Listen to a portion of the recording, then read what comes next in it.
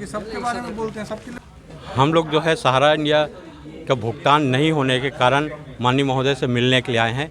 माननीय महोदय को यह अवगत कराना चाहते हैं सहारा इंडिया के साथ में अन्य और भी चिट फंड कंपनियां हैं जिसका भुगतान रुका हुआ है, और ये अभी पोर्टल आया है जो सहारा इंडिया का भुगतान होगा बोल के। उस पोर्टल में बहुत सारी समस्या हैं, उन समस्या का समाधान करते हुए हमको सहारा इंडिया ऑफिस से महोदय द्वारा भुगतान की व्यवस्था बनवाएं, इसीलिए कि हम लोग आए हैं। अभी हम लोग 26 तारीख को जंतर मंतर में धरना देने के लिए हम लोग वहां आवेदन दिए थे, लेकिन परमिशन नहीं मिलने के कारण हम सभी जिला में ये मुहिम चला रहे हैं, क्योंकि वहां पे भी किसान आंदोलन चल रहा है जिसके कारण 144 धरा हुआ है, तो हमको वहां पे परमिशन नहीं मिला। तो हम माननीय महोदय को ये अवगत कराने आए हैं, और इसी तरीके से पूरे हिंदुस्तान के लगभग सभी जिला में ये आवेदन निवेदन दिया जा रहा है कि माननीय महोदय 13 करोड़ ऐसे निवेशक हैं सहारा इंडिया के, उनका सबका भुगतान सुनिश्चित करवाएं, सही ढंग से हो, इसलिए आए हुए हैं। तो ये पोर्टल तो काफ़ी पहले शुरू किया गया है, कितना दिन हो गया शुरू? पोर्टल में 45 दिनों के अंदर में भुगतान मिल जाएगा बोले थे। पोर्टल एक आध साल पहले शुरू हुआ है क्या, 1-2 साल पहले?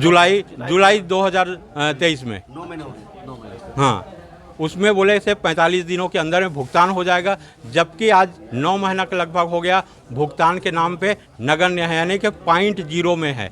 और भुगतान अगर देने की बात कर रहे हैं तो वहाँ पे डिफिशेंसी दिया जा रहा है कि आप सदस्य ही नहीं हैं, सहारा इंडिया में जमा किए ही नहीं हैं, तो ये सदस्य से कैसे नहीं है? सर्टिफिकेट वो है क्या फर्जी है? क्या सहारा इंडिया द्वारा फर्जी सर्टिफिकेट जारी किया गया, या सीआरसी द्वारा हमको गुमराह किया जा रहा है कि कहते हैं सदस्य नहीं हो बोल के? सदस्य मतलब सहारा इंडिया के, हाँ, एजेंट नहीं, जमा करता, निवेशक।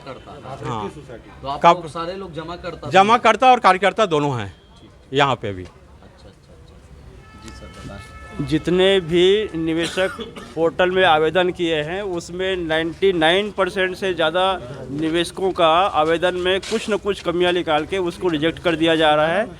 इससे पोर्टल में किसी भी प्रकार की किसी को भुगतान प्राप्त हो ही नहीं रहा है, हर निवेशक को फर्जी करार किया जा रहा है।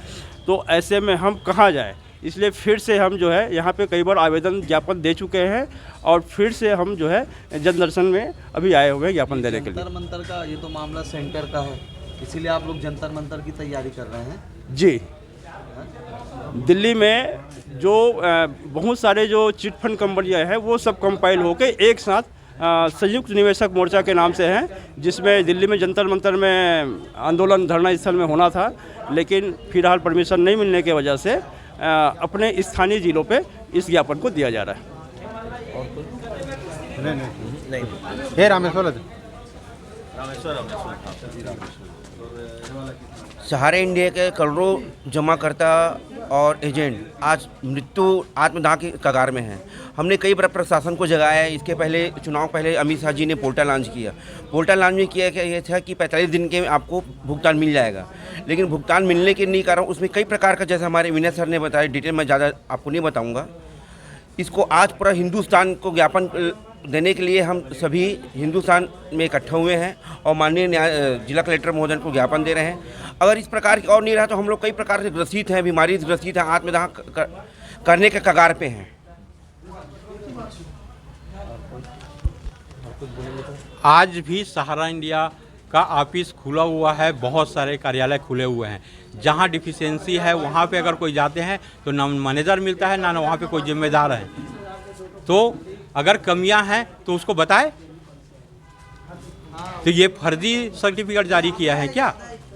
सीधा सेंट्रल गवर्नमेंट कम्युनिकेट नहीं कर पा रही आप लोगों को, सही गाइडलाइन नहीं मिले। पोर्टल की प्रक्रिया को इतना पेचीदा कर दिया गया है कि आम निवेशक को पोर्टल के माध्यम से पैसा मिल ही नहीं सकता। उसको जो है एक सरल तरीके से लाना पड़ेगा ताकि निवेशकों को पैसा मिल सके। अभी फिलहाल जो उसमें गाइडलाइन है वो इतनी पेचीदा है कि आम जनता उसको पूरा नहीं कर सकता है।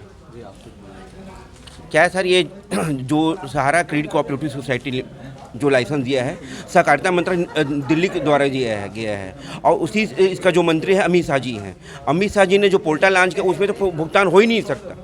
हम ये अमित शाह जी से अनुरोध करते हैं कि हर स्टेट का एक खाता उसका ऑफिस खोले सहारा का और उसी से भुगतान किया जाए, तभी ये पेमेंट हो पाएगा। पोर्टल जो है बहुत टिपिकल है, कह सकते हैं। पोर्टल के माध्यम से पेमेंट हो ही नहीं सकता। उसमें कई प्रकार की परेशानी आ रही। अब परेशानी आ रही तो हम मेंबर को कितने बार हम कंप्यूटर में चॉइस सेंटर में बुलाएं, वो अपना काम करेगा कि हम अपने भुगतान के लिए वो करेंगे। ऐसे भी भुगतान के लिए मेंबर हमारे ऊपर मारपीट करते हैं, गाली गलौज करते हैं। आदमी करे ये पोर्टल और सीआरसी के नाम पे कुल मिला के जमाकर्ताओं कार्यकर्ताओं को गुमराह किया जा रहा है। केंद्र सरकार के द्वारा सही जानकारी और सीआरसी के द्वारा सही जानकारी नहीं दिया जा रहा है। तो हम लोग माननीय कलेक्टर महोदय के माध्यम से माननीय गृह मंत्री को, माननीय प्रधानमंत्री को, माननीय मुख्य न्यायाधीश महोदय, राष्ट्रपति महोदय को एक ज्ञापन देना चाह रहे हैं कि पेमेंट की व्यवस्था लोकल ऑफिसों के माध्यम से हो और जल्द से जल्द पेमेंट की व्यवस्था करें, ताकि हम लोग भी और जमाकर्ता कार्यकर्ता सभी लोग अपनी जो भी आगे की प्लानिंग है, शादी हो, घर बनाने की हो, जो थोड़ा थोड़ा करके बचत किए थे आगे के भविष्य के लिए, उसको अपना सुचारू रूप से हम अपना काम आगे कर सके। मतलब अभी मोदी की गारंटी वाला लाभ नहीं, आप इसमें लोगों को नहीं मिल रहा नहीं, इसमें तो मोदी की गारंटी कहीं से नज़र ही नहीं आ रहा है। हम लोग तो पिछले 12 सालों से केस लड़ रहे हैं। मोदी जी को आए भी लगभग 10 से 12 साल हो गया, लेकिन सहारा के बारे में उनके पास एक शब्द बोलने के लिए टाइम नहीं है। बाकी सब के लिए स्वयं संज्ञान ले लेते हैं, बाकी सब में खुद वो चले जाते हैं, लेकिन सहारा सीआरसी के बारे में आज तक के उनके द्वारा एक भी कोई बयान नहीं आया है। कम से कम इसके बारे में उनको स्वतः संज्ञान लेना चाहिए।